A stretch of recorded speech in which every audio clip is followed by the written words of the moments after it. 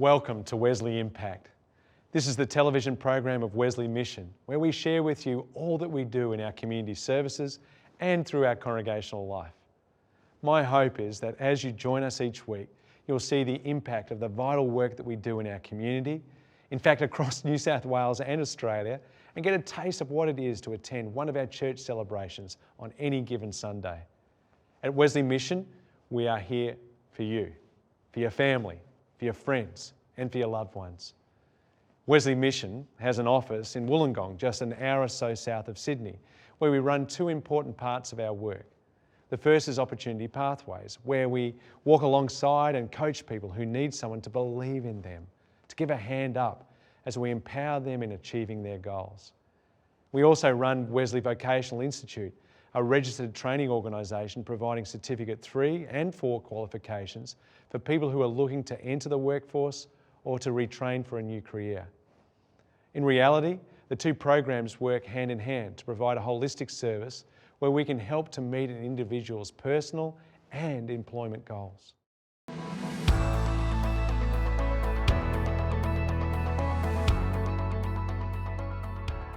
You're doing so much better, it's amazing. Hopefully. Keep going. This is a self-assessment that we fill out together every 3 months just to see how you're tracking, where you may need that little bit of extra support. So the options are, this is impossible for me, this is hard for me, this is difficult for me but I can try.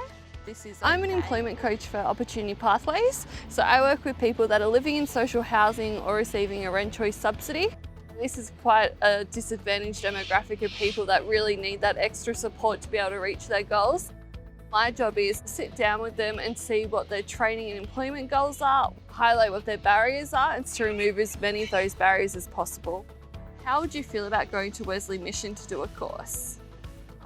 Easy for me. Easy? Yeah, I guess it's like you're already doing, yeah, so. Right. I stuck with yeah. the course for how long already. Yeah, so yeah, you're nearly finished now, I which quite is really comfortable exciting. in the office anyway. Yeah, you definitely make yourself at home there, which is Yeah. really, that's what we want. We want Wesley to be a safe place for our clients. So it's Opportunity Pathways is a voluntary program. Unlike other employment services, people come to us because they want to be here, not because they're mandated by the government to be there. So they come to us because they want that one-on-one support to help them achieve their goals in employment and education. Currently we're working with over 400 participants. We operate out of Illawarra, Shellhaven area, Hunter Central Coast and Mid-North Coast as well. When Hein first started the program, she was really struggling with securing work placement with another provider. They just weren't giving her the support that Wesley does. And so we really had to step in and help her find work placement. But of course, as a single parent, you do need to have childcare. So to support with her childcare, we did go into Centrelink and we signed up for the additional childcare subsidy. So for that, I wrote up a support letter, and that actually gave her 12 weeks of free childcare, which allowed her to complete the work placement hours and complete her course. Future security. So how do you feel about your future? So with the support that Wesley Mission offers, do you feel like it's giving you a brighter future? Maybe a good 8. Yeah. Cool. So from the looks of things, you've definitely stepped up from the last time we did this, which is really exciting. Yeah, and this ability to raise $2,000 in emergency, everybody always goes along that tail end of things as well. Have I ever told you about the emergency relief that Wesley Mission offers? No. Emergency relief is a new service that Wesley Mission offers, and what it does is it provides financial support for people in crisis situation. So say for We currently have example, 18 employment if you need coaches a car across the repairs, state. things like that. They're the front line of the program. They do some wonderful work. They walk alongside them along their journey and support them, whatever their goals are. How are you going with everything? Not too bad. Only the course are not involved. They offer brokerage to help them along the way, so it could be purchasing a laptop if they're studying, it could be purchasing work clothes, helping with resumes. There's so much that the employment coaches do. They really work very closely with our participants to build a strong rapport. You want to look into doing some kind of hospitality course to help with that? Yeah, something like safety, food Yeah. handler, or Yeah. Yeah, like that's anything about yeah. that. You're definitely suitable for community services. Your You heart think- is just so pure and you love helping people, so I definitely feel like all the choices you made are the right ones. Wesley Mission have lots of different wraparound services. We work with Wesley Vocational Institute. That's a wraparound service that supports our clients with their goals. So, BP, we know it as BP. What is a normal blood pressure, do we think? Wesley Vocational Institute is an RTO. Fit them in. We provide opportunity for students to study vocational education, Are you happy for me to do your blood pressure? Yes, I am. Okay. So, primarily in Certificate 3 in individual support or community service. Business administration are our core courses that we run. nice and slowly. Use your fingers to push the back of the elbow so it's up, and place your thumb over the front of it, just to keep that firmly in place. Our partnership with Opportunity Pathways is vital. So they understand the work we do, we understand the work they do. So because we have a similar client base, we can meet the needs of our respective clients. We actually work together with that individual student. So we meet their vocational need, Opportunity Pathways meet their personal need, and we bring those two together to produce a really good outcome for that client. And primarily to see them educated and moving into employment is our main goal. You didn't hear? Just this goes. Yeah. But I can hear your pulse. You can hear my pulse now? There we Yeah. go. I'm alive, which is good. You want me to be a patient? You can We're all good to go. try. You all right for me to take your blood pressure? Yes. Yeah.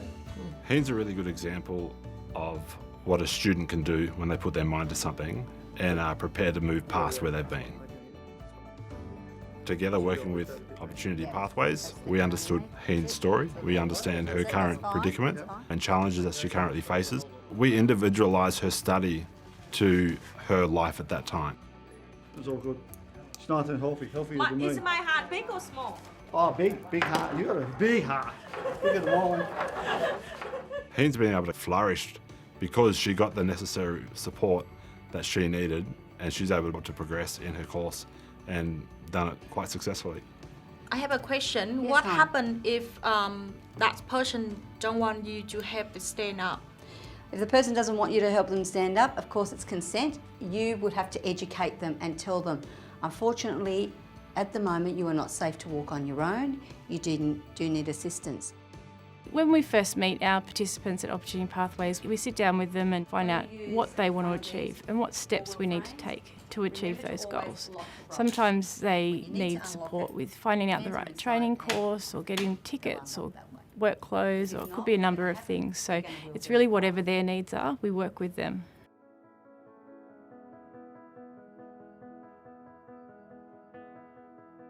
About 90% of my job is actually out on the road. Some of the wraparound services provided for Hein would be our emergency relief funding. We also have provided her with In Charge of My Money training, which goes over different budgeting tools, work readiness workshops, and also just building her confidence, because English is her second language. Sometimes she can be a little bit embarrassed about her vocabulary, so just really increasing her confidence has been a big thing that we focus on. Hein is currently completing her work placement at MCCI, which is a multicultural service. She's only very new to that role. We've only been there for a couple of weeks now, but the feedback I've gotten from her is that she's really, really enjoying it and finding it to be a really supportive environment. I'm meeting up with Hein today to do some job interview training. How are you feeling about the upcoming interview? Oh, a little bit nervous. Yeah. What are you nervous about? Oh, just first time ever get an interview. Yeah. Just a little bit not sure, not confident, like English. So normal to be nervous with interviews. So Hein, I've got a couple of questions here that we can go over just to help increase your confidence within the job interview. What kind of activities do you find stressful within the workplace? Amy's very devoted to her job here. She'll go above and beyond for any of her participants. She's always shows up to work early. She's just really committed, and nothing's too much of a problem. You can tell she just really cares about the participant and their journey. When you're working within aged care, not every day is the same. So this will just help them understand how you manage stress, and where you also may need a little bit of support as well going into a new role. Go over a bunch of different... Some of our participants will come to opportunity pathways and not really know what direction they want to go. And so we might offer them some training. We've seen people come along to those courses and their confidence increase to the point where they then go and do their work placement and they feel more comfortable then to then be able to go for an interview. Today I prepared Vietnamese fresh roll. Just want to do little things to say thank you that Wesley Mission that helping me the whole time. They helped me to cover that letter, as you know that my English not really really good. They helped me to get on find workplace, and they helped me to sort of talk through, break all the hard things down and set goals for me to go like step by step. You look so happy. Yeah, this is so yummy. Thank you. It's have peanut in it, but no, it's not spicy. Just try. I don't know. Employment and education really does change lives. It gives people opportunities to give more to their community and their families and as an individual to just grow and develop their strengths. Look back, since like 1.5 years ago, I really have nothing. I just feel like I'm not alone. I feel like people next to me, helping me, all community, and I feel very happy, confident, powerful. If you would like to learn more about Wesley Mission, visit wesleymission.org.au. You can find help in our community services, connect with our church and congregations, discover a volunteer role that suits you, stay up to date on the latest news and information, donate to support our work, and help make a positive difference in your community. You can also connect with us on social media and subscribe to receive the latest news and information about Wesley Mission directly into your inbox. Visit wesleymission.org.au. We will hear more from the team at Opportunity Pathways and Wesley Vocational Institute in Wollongong next week as we take a closer look at the level of training we provide in community services and aged care in particular. Now, if Wesley Mission can be of help to you or a loved one in any way, please get in touch. We're always ready to jump in, roll our sleeves up and lend a helping hand, however we can. There's no doubt that COVID-19 has changed our world. Last week we saw the first part of a conversation I had with Mark McCrindle, Dr. Justine Toh and Mike Gore discussing the church in a post-COVID world. It was interesting to note the heightened spiritual awareness amongst Australians during the pandemic. So I asked our guests if Australians are more inward or outward looking as a result of the pandemic. Last year was an incredibly good year. Okay, many charities grew. A lot of churches said we didn't see a huge drop in our income and our donations, and so one of the things I would say about COVID is it may not have got us to look outside the geographical borders of Australia, but it did inherently make Australians think more generously. Now, generosity is in many ways an issue of mental health as well. Giving helps you feel better. And so it may not have been an issue around geographical borders as such, but what we've noticed at Open Doors and many other charities is that income remained strong and for some it grew, which makes me go, Australians were inherently thinking of others. Okay, now it may not be bound by geographical borders, but the income that we receive does help people overseas. So I'm not sure that Australians woke up thinking, I care about countries around us, but they did start to see other people and know that generosity was a link to helping people. And it highlights to Australians just how blessed we are. You know, Are we a lucky country? Well, we are, and we use that term because everyone knows they're not self-made. You know, it's through community, it's through the help of others, and just through good providence or luck, as Australians may say, that we have yet again skipped the pandemic. You know, we skipped the worst of the GFC. We have avoided the worst of, you know, what we see around the world. And Australians do feel a sense of that and do feel an obligation to help. We do get a sense of that on occasion where they dig deep and do give. The Asian tsunami was a phenomenal one where if you just look at the private givings of Australians, it averaged $5 per Australian. We compared that to the US where it was $3 per US citizen and about just under $1 for the UK. I think the goal would be to further nurture that, the sense of that care for others that we see in Australians, that sense of global mindedness, to nurture that so that we can see more of it. Someone said that a crisis doesn't so much form character as it reveals character. And that's true for both individuals as I think it is for nations. And I'm going to shift things a little bit now. Justine and Mark, you've very recently published some research around Australians' view around the person of Jesus. Some really fascinating information has come out of that. Can you tell us about that? CPX commissioned McCrindle to have some questions in the latest survey, and some really interesting kind of results. So we were surveying Australians' openness to a range of spiritual phenomena, and it turns out that when it comes to the idea of the soul, when it comes to ultimate meaning and purpose in life and the existence of God or a higher power, and even life after death, Australians are quite open to these sorts of phenomena, which was quite surprising to us. I mean, the soul, I think, is something like 69% of people either believe in the soul or are open to the possibility. And so that's quite intriguing because, and even though, you know, people believed more in that than they did in the possibility of a higher power. So maybe Australians are not as keen on institutional religion or organised religion, but there's still this great openness to the spiritual, I suppose. But even when we asked also about what describes people's beliefs around the Jesus resurrection from the dead, the central claim of Easter, something like 23% said it happened. A further 19% are open to it happening. So again, that is quite intriguing. That, you know, like if people are open to miracles, which was also something that people had indicated they are open to, they're open to this kind of this central Christian miracle as well. But before we get too ahead of ourselves, the last item surveyed people's perceptions of Christianity's impact and positive influence in a range of different areas. The strongest negative perception was Christians' impact in politics and the media. But in terms of the strongest perceptions of positive Christian influence, that was for education and for charity as well. So again, it's one of those things where there was just 3 questions that we asked, and so even if our main narrative is that Australians don't like the church or Australians don't believe in God, once you kind of just ask a couple of questions, a very different picture emerges. The COVID-19 pandemic has certainly opened up some interesting and thoughtful conversations about spirituality, both inside and outside the church. We'll see the next part of my conversation with Mark, Justine and Mike next week. You can also watch the entire interview on Wesley Mission's YouTube channel, if you'd like. I think people are amazing. We can turn dark to light. We can fly through storms.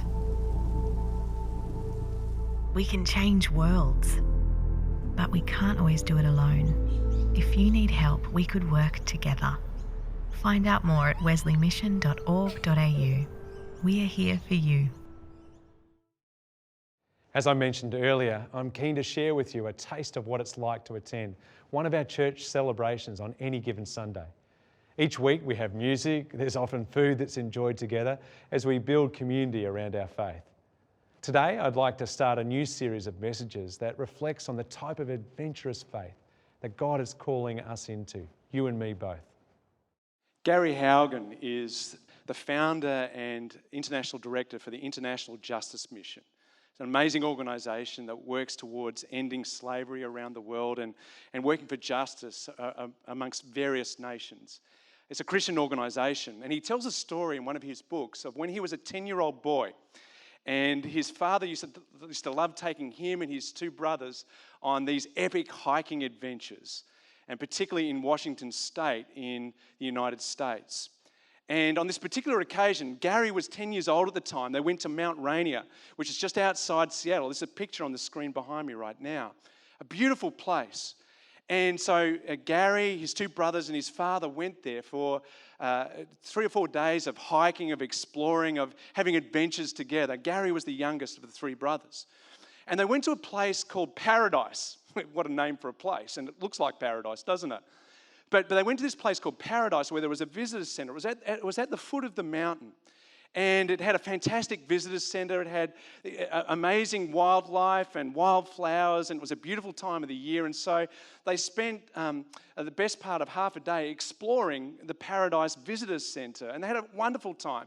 And then Gary's father said to him and to his two brothers, we should go on a hike. We should go on an adventure. In fact, the weather's so good today, why don't we hike up to base camp on Mount Rainier, where more serious mountain climbers and rock climbers, where they rest before they make their final ascent.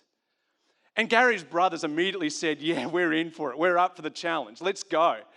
But Gary was thinking, I'm seeing all the warning signs around here about what's ahead. You know, there were lots of warning signs, and Gary would later become a lawyer. He was even a lawyer at 10 years of age. He thought, that looks really risky. There's all sorts of nasty things that could happen. Of course, he didn't say any of this to his father or his brothers. He just said, that sounds boring, which is what a 10-year-old would say. And so despite the best efforts of his father and his brothers, Gary said, I don't want to go. I'd rather stay here at the visitors centre. You go, I'll stay here. And he wouldn't relent. And eventually his father and his brothers, they left. They left him behind at the visitors centre, and they climbed up to base camp. They spent the rest of the day climbing up and then coming back down. Let me read in Gary's own words what happens next as he stays down at the visitors centre. He says this. The visitors centre was warm and comfortable and lots of interesting things to watch and read. I devoured the information and explored every corner, and judging by the crowd, it was clearly the place to be. As the afternoon stretched on, however, the massive visitors centre started to feel awfully small. The warm air felt stuffy, and stuffed wild animals started to seem just dead.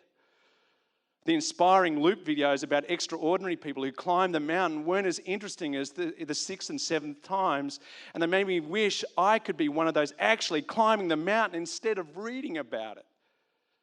I felt bored, sleepy, and, well, small. And I missed my dad. I was totally stuck, totally safe, but totally stuck. After the longest afternoon of my 10-year-old life, Dad and my brothers returned flushed with their triumph. Their faces were red from the cold and their eyes clear with delight. They were wet from the snow, famished, dehydrated, and nursing scrapes on the rocks and ice, but on the long drive home they had something else. They had stories. And of an unforgettable day with their dad on a great mountain. I, of course, revealed nothing, insisting it was my favourite day of the whole vacation. Truth be told, and listen carefully, truth be told, I went on the trip, but I missed the adventure. And 34 years later, I still remember the day at the visitors centre. Our world is just beginning to emerge from a global pandemic.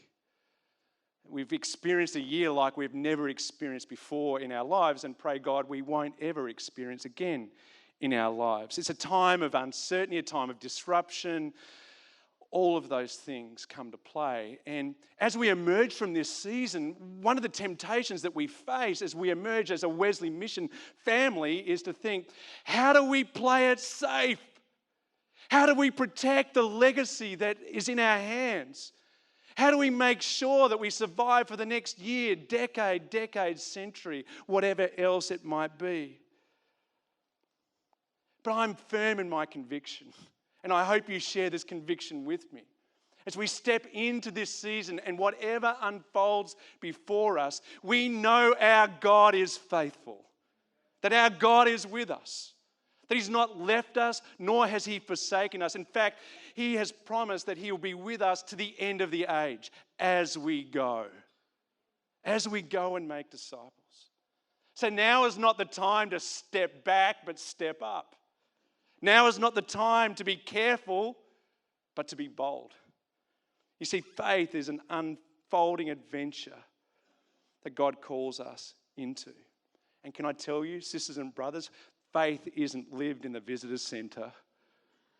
it's lived in the climb. I'd like to invite you to join us at Wesley Mission by being a part of this program, by being a part of one of our many community services, or by being a part of one of our church communities in person or online. You see, we'll exercise our faith and climb the hills and mountains ahead of us as we roll up our sleeves and we do the work that God is calling each of us to, all in God's strength. If you're in Sydney, we'd love you to come along to a celebration to see if it's a good fit for you. If we don't have a church close by, get in touch with us. We'd love to build a relationship and connect you with a great local church in your area. Thanks so much for being a part of the program today. It's a privilege to spend this time with you and to get to know you a little better each week. I'll be back next week, same time, same place, to share more of what we do at Wesley Mission with you. Every blessing to you and to your family. God bless.